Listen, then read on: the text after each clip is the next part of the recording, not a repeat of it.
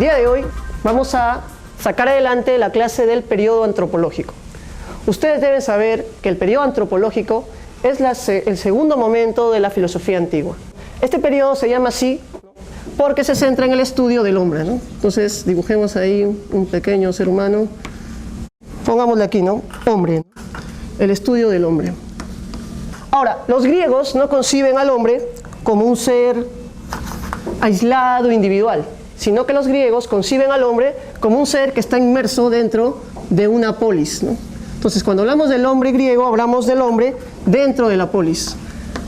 Por lo que nosotros estamos haciendo referencia no solo al hombre, sino al ciudadano. La reflexión de este periodo va a tener en cuenta al ciudadano. Ahora, ¿qué nos interesa del ciudadano? ¿No? Nos interesa su relación con los demás ciudadanos, su relación política. Es por eso que en este periodo se va a estudiar lo que se llama la virtud política. Póngale ahí, virtud política. Si quisiéramos definir qué es la virtud política, tendríamos que decir que es la capacidad para gobernar. La capacidad para gobernar. Entonces nos encontramos con que en el periodo antropológico se debatió acerca de quiénes o qué personas poseían la capacidad para gobernar. Este debate o este problema se debatió entre dos posturas, dos corrientes políticas que surgieron en Grecia en esa época. Teníamos la aristocracia, ¿no? La aristocracia y la democracia. Ambas formas de gobierno tienen una manera distinta de entender la virtud política. Para las personas que siguen la aristocracia o defienden la aristocracia, ellos consideraban que la virtud política era hereditaria. Hereditaria e innata, es decir, se nacía con virtud política, ¿no? Pongámosle aquí innata, ¿no? Innata. Entonces, muchachos, ese era el primer punto de vista. Tú debes saber, joven, que en Grecia surgió la democracia y es por eso que va a surgir una nueva forma de entender la virtud política. La virtud política ya no será algo, pues, hereditario ni innato, sino que va a ser algo aprendible. Y eso trae nuevas consecuencias para un sistema de gobierno, ¿no? Si la virtud política, es decir, la capacidad para gobernar, se puede aprender, es necesario, pues, una reflexión educativa en todo caso, ¿no? Una nueva educación.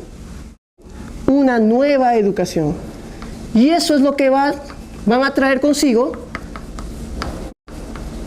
un grupo de pensadores llamados los sofistas.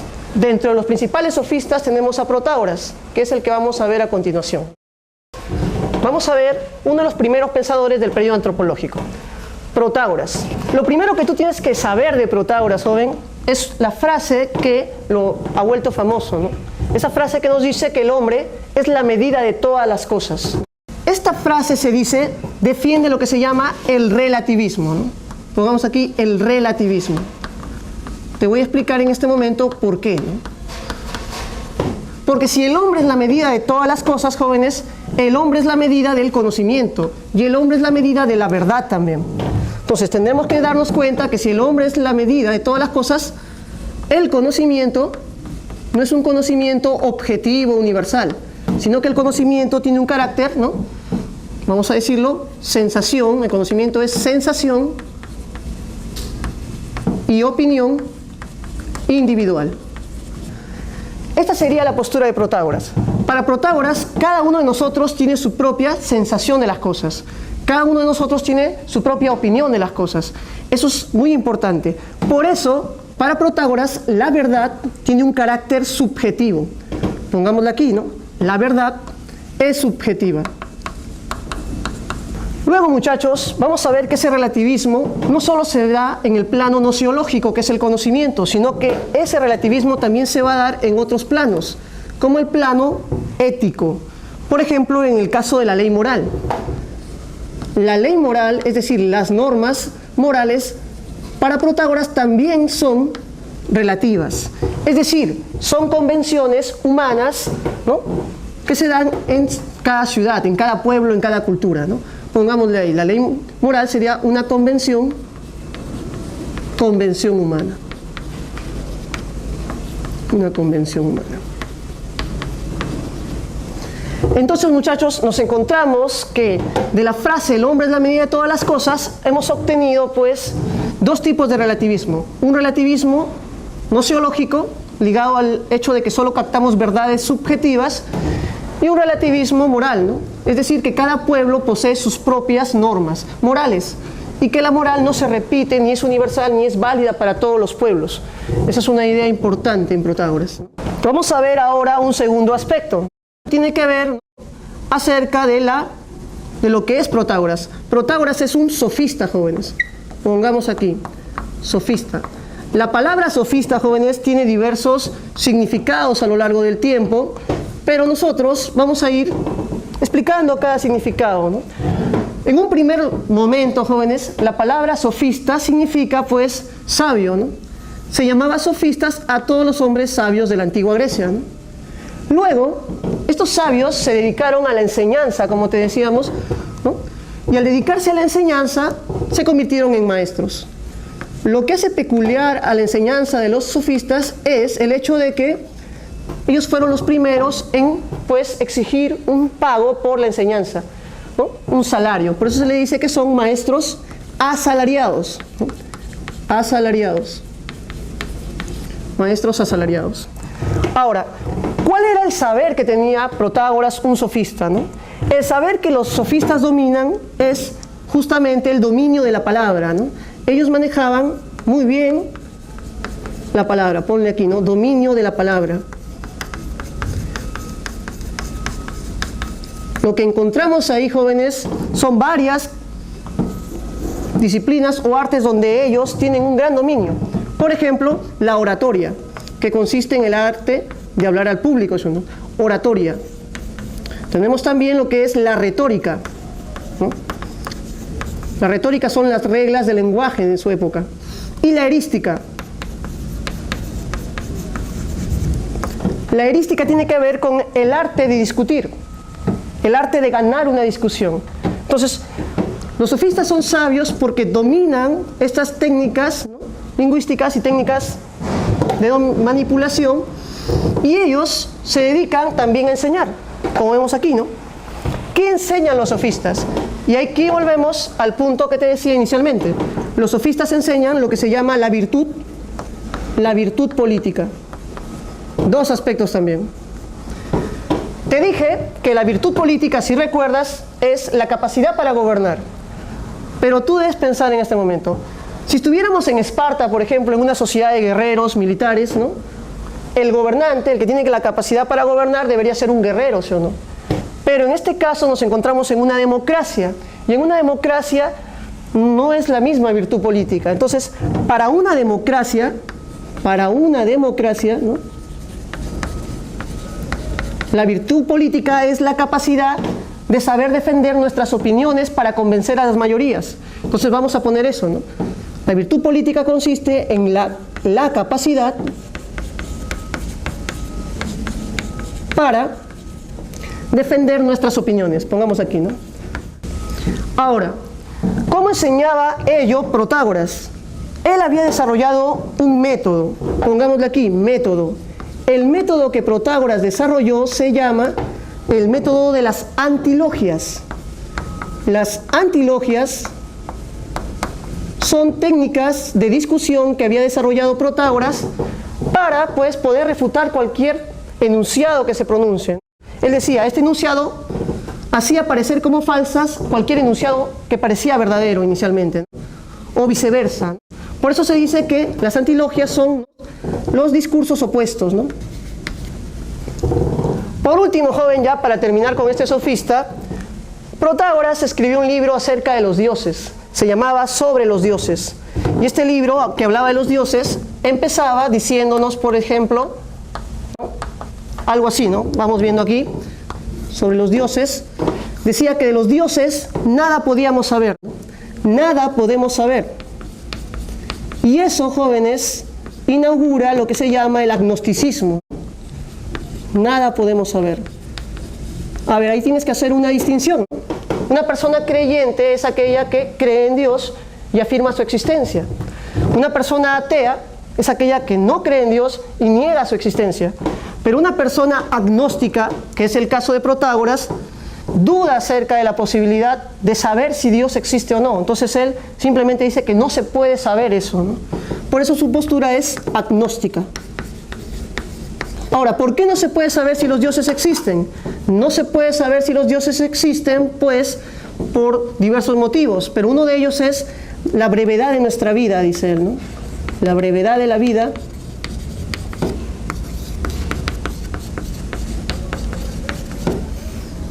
y la dificultad del tema, que vamos a ponerle aquí, ¿no? La dificultad del tema. Jóvenes, por haber escrito este libro y haber dudado acerca de la existencia de los dioses, Protágoras fue perseguido en Atenas, se quemaron sus obras y él salió huyendo de la ciudad. Huyó de esa ciudad y pues falleció en un barco justamente en el cual escapaba de esta ciudad. Y con eso pues terminaríamos ya exponer las ideas de Protágoras. Solo faltaría pues hacer un pequeño resumen y con eso terminaríamos. Entonces, joven, tú debes recordar, Protágoras nos dice que el hombre es la medida de todas las cosas. Esto es el fundamento de una postura relativista en el conocimiento y en la moral. A su vez, Protágoras es un sofista y por eso pues él es un sabio y es un maestro asalariado.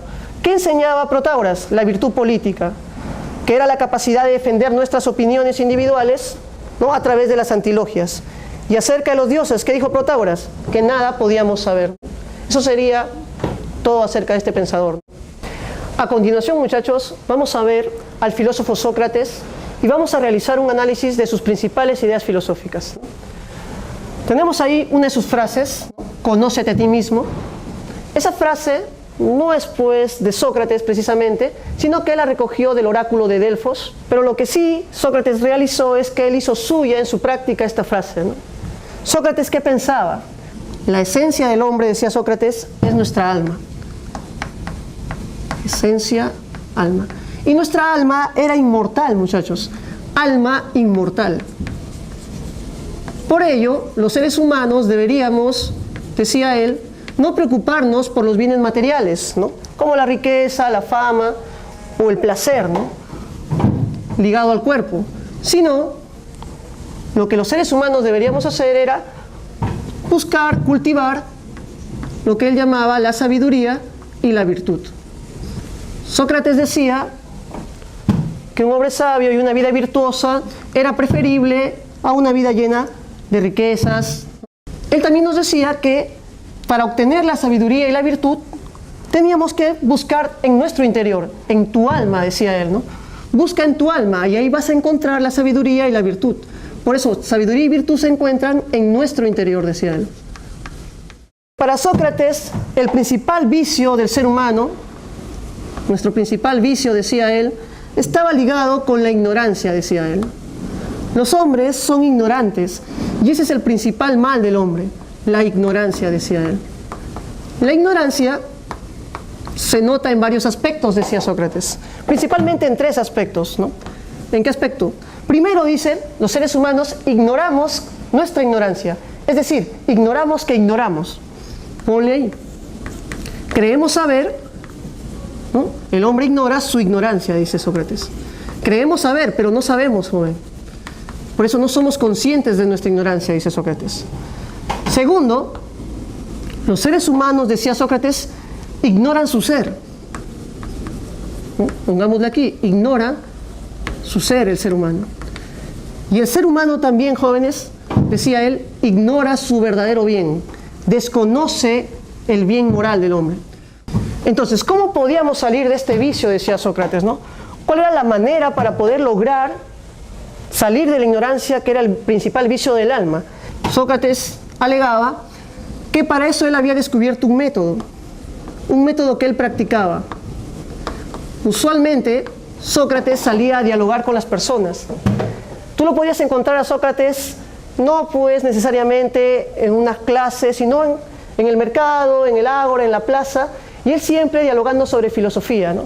Preguntándole a la gente qué es el bien, qué es la virtud, qué es la justicia, y él lo que buscaba siempre era dialogar. Sócrates decía de sí mismo que él no enseñaba nada, que lo que él hacía era dialogar con las personas para encontrar las verdades que se encontraban en el interior del alma.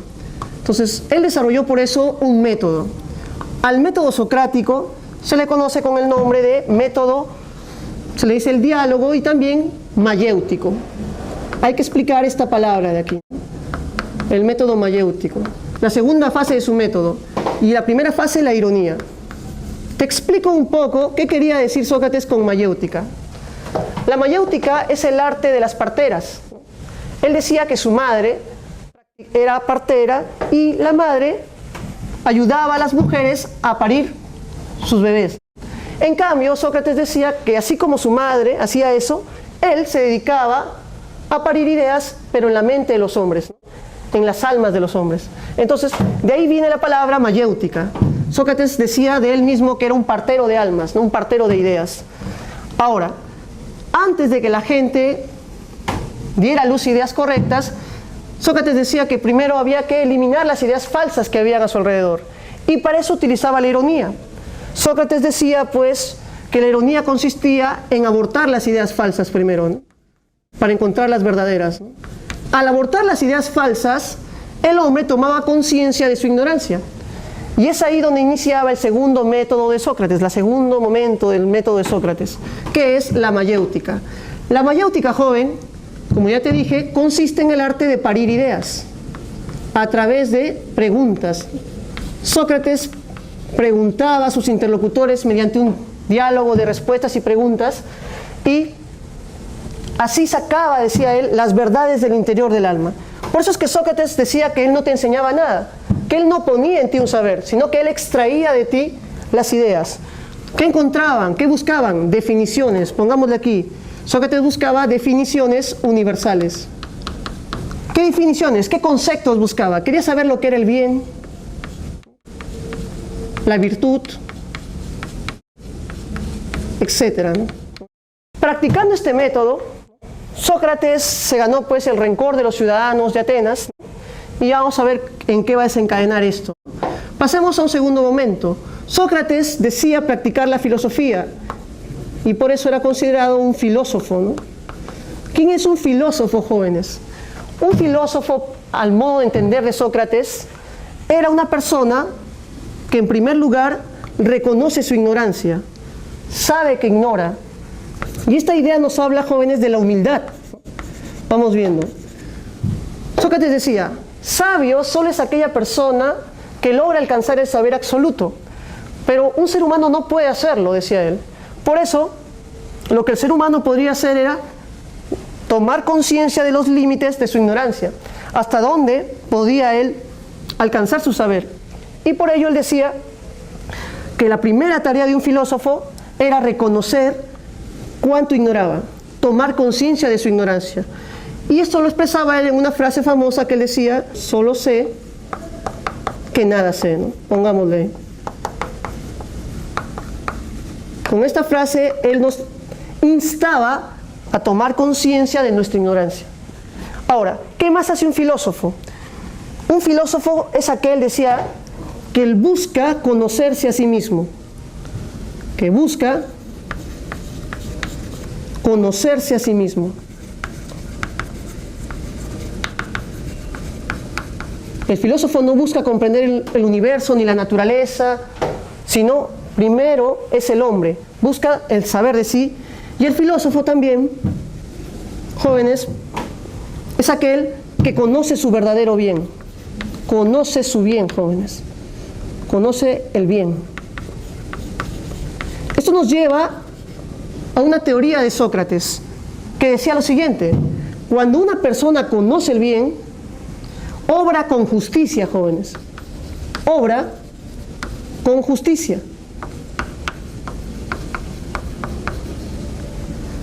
Pero ¿qué pasaba si una persona ignoraba el bien? Él nos decía, si una persona ignora el bien, comete injusticia, obra con injusticia, joven.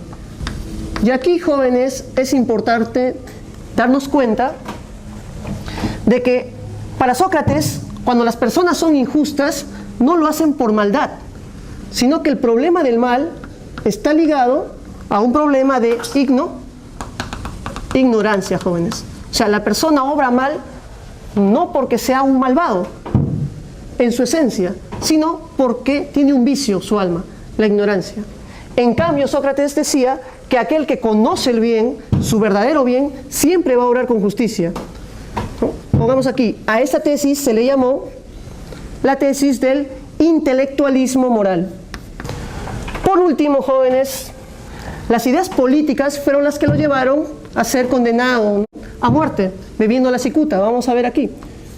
Política. Sócrates decía que él defendía un gobierno de personas sabias y virtuosas. Por eso él terminó, en última instancia, defendiendo una aristocracia del saber. Él decía, quien debe gobernar es aquel hombre sabio. ¿Por qué? Porque el hombre sabio puede gobernarse a sí mismo y por lo tanto puede gobernar a los demás. En cambio, Sócrates cuestionaba la democracia, criticaba la democracia, ¿no? ¿Por qué criticaba la democracia? La democracia, decía él, es un gobierno que tiene dos principales vicios. Primero, que la democracia griega, joven, debes saber tú, que la elección de los gobernantes se hacía mediante azar, mediante un sorteo. Entonces él decía, yo estoy contra la elección de gobernantes por sorteo. Ese era un primer punto donde él discrepaba de la democracia. Y un segundo punto, que él decía que en toda democracia las mayorías pueden ser manipuladas. Y esta manipulación de las mayorías lleva siempre a que las mayorías obren en contra suya, ¿no? Y no tengan la mejor elección para su gobernante. Entonces él decía, la democracia no es un buen sistema. Por sus constantes críticas a la democracia, te dije anteriormente y vuelvo a repetir, ¿no? Sócrates fue condenado a beber la cicuta. A Sócrates se lo acusó de impiedad, de no creer en los dioses, de corromper a los jóvenes y de introducir nuevas divinidades. Y con ello, jóvenes, Sócrates puso fin a su existencia, ¿no? Esas serían las principales ideas de Sócrates y con esto, jóvenes, ya nos estaríamos despidiendo. Muchas gracias, nos vemos.